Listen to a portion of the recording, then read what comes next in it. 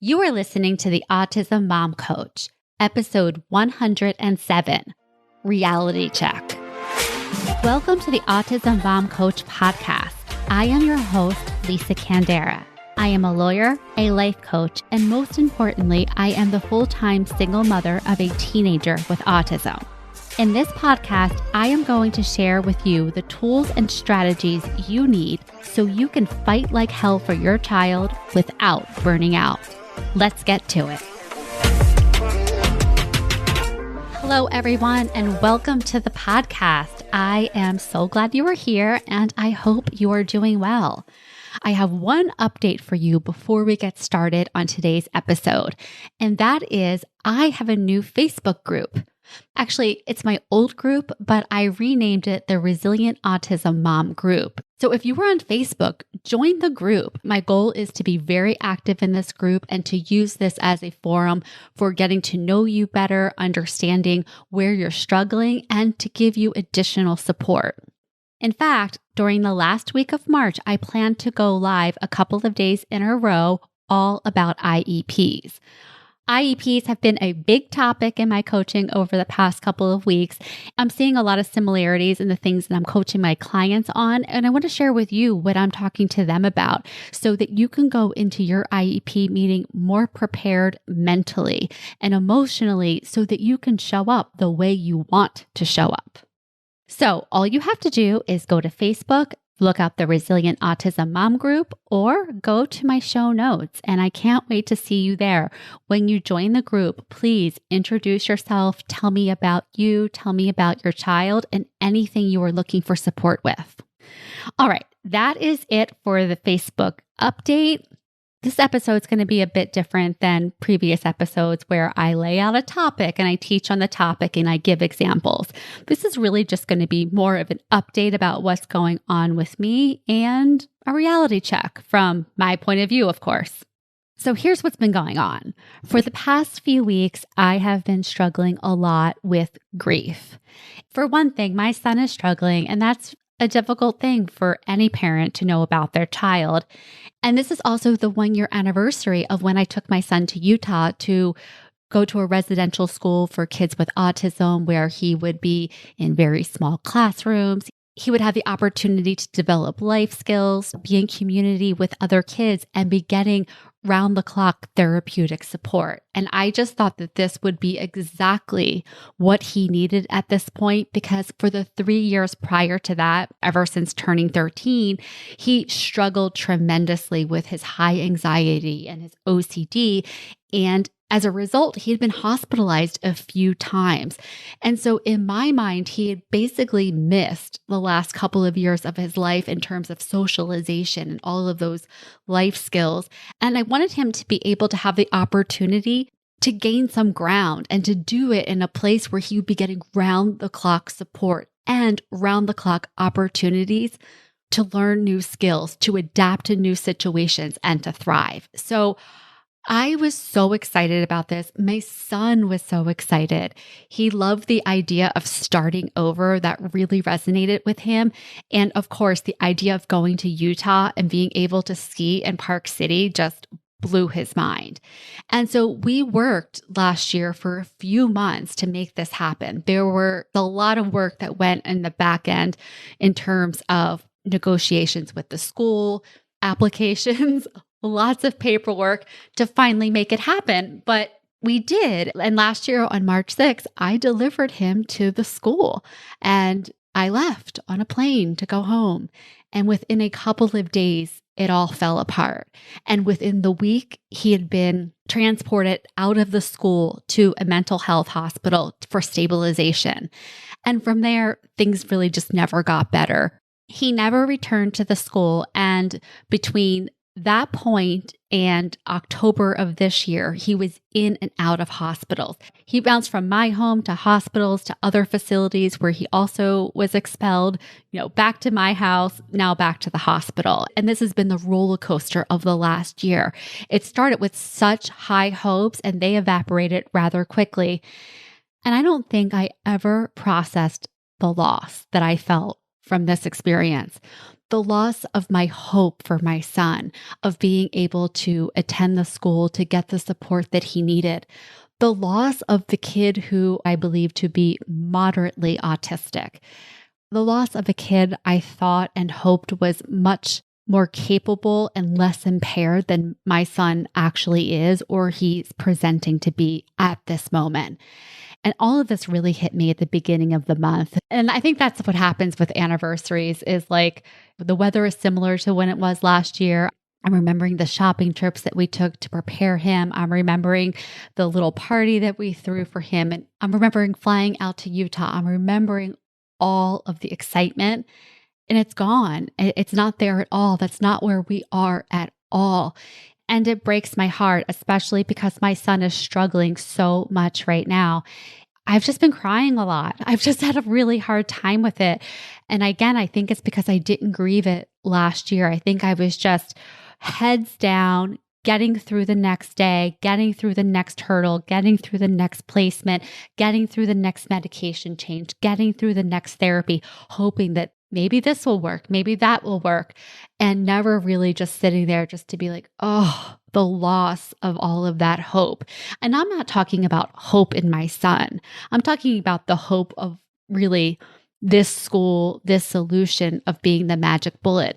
I'm also talking about the loss of the kid I thought my son was in terms of his level of functioning. He appears to be very high. Well, I'll say he appeared to be very high functioning in a number of ways. He's very verbal. He's very pro-social. He's like somewhat athletic. He's a great skier. Like all of those things looked in the vein of somebody who was at least moderately functioning. And the fact is, because of the severity of my son's OCD, he's not functioning at all. He's basically stuck inside of his brain. And then the frustration that comes with that, along with a mood disorder, that looks like aggression. And aggression from a 16-year-old looks and feels a lot different than it does from a 6-year-old. And so all of that is just, I think it hit me and I let it hit me. I didn't make it mean I'm a bad mom. I didn't make it mean I'm doing anything wrong. I just made it mean that I'm really fucking sad right now.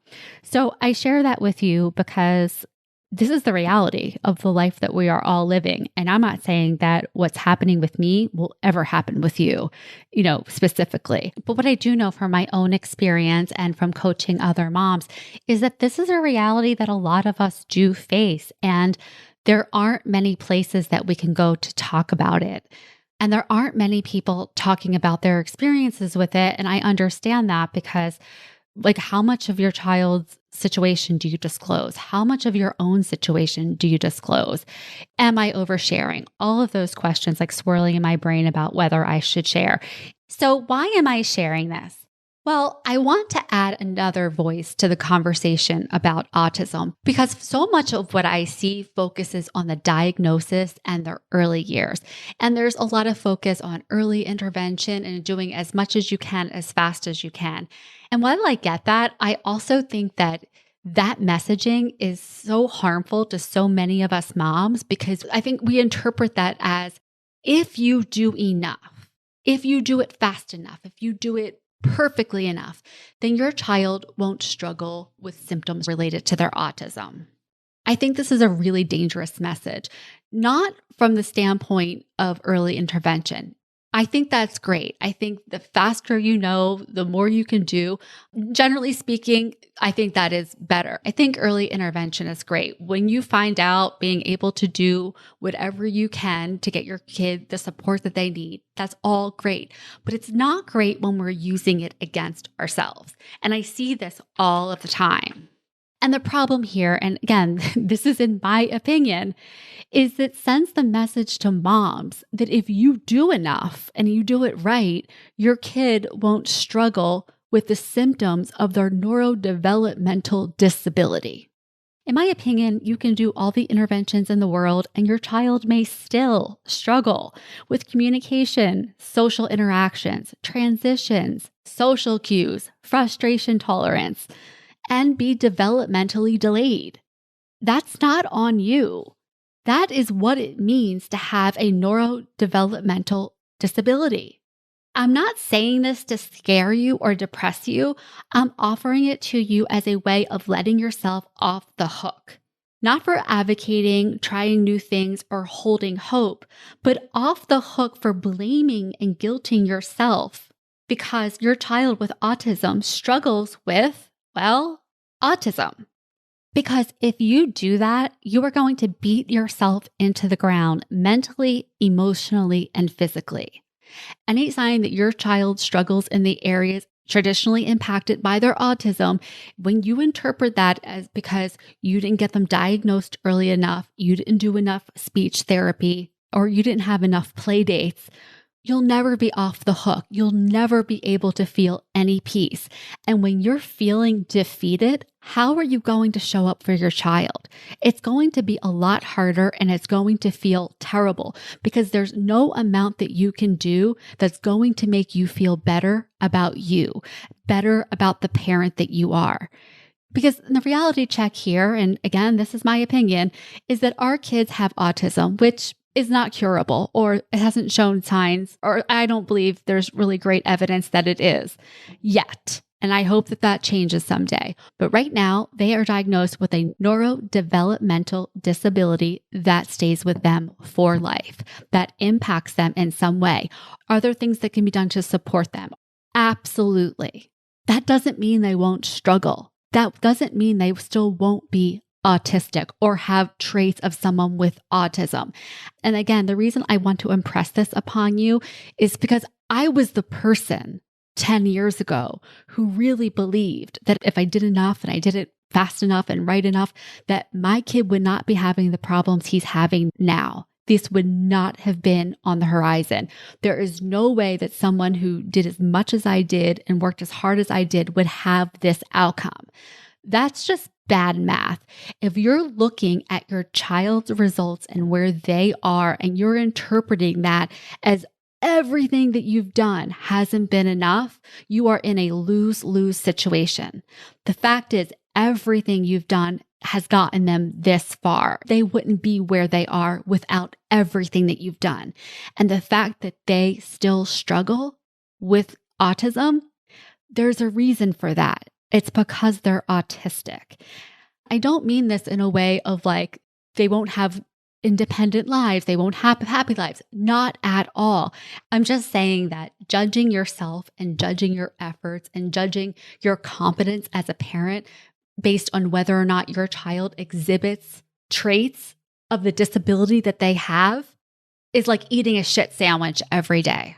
You don't need that. You need to let yourself off the hook. And the magic of that, once you do that, you will have so much more energy to show up for your kid and support them in any way you can.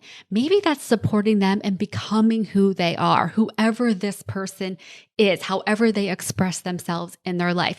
Maybe it's helping them, fill out the applications for college, understand different social cues, whatever it is.